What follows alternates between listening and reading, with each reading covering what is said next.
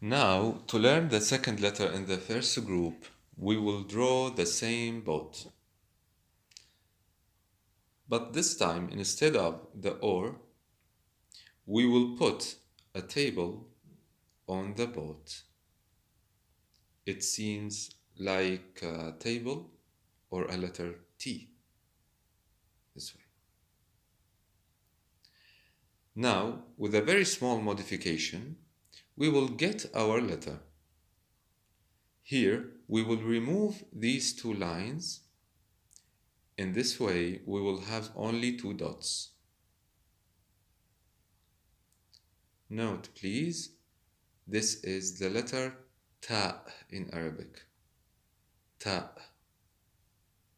It also looks like a smiley face.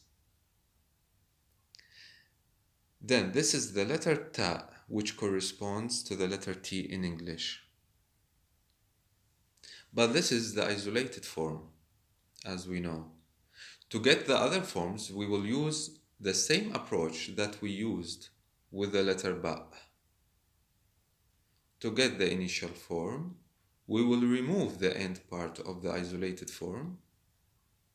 In fact, the only difference between the letter Ta and the letter Ba lies in the dots.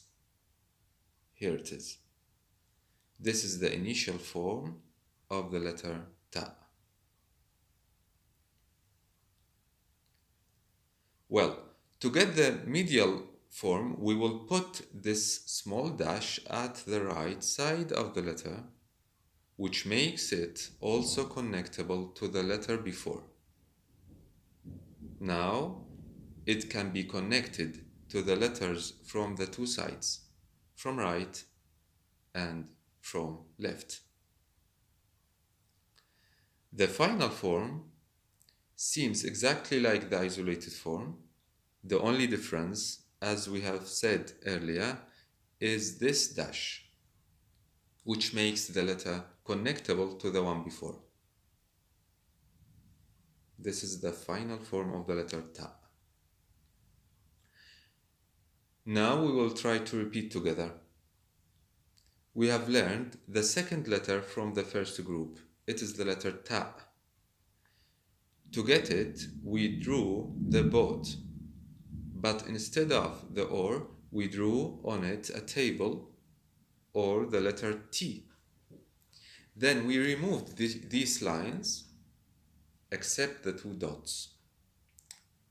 In this way, we have got the isolated form of the letter Ta in Arabic.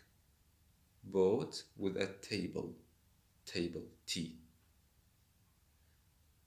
To get the initial form, we removed the end part of the boat to make it connectable to the following letter. The medial form, it looks like the initial. We should only put this small dash at the right side of the letter. After that, we have seen the final form, which seems exactly like the isolated form. The only difference, as we said, is this dash, which makes the letter connectable to the one before.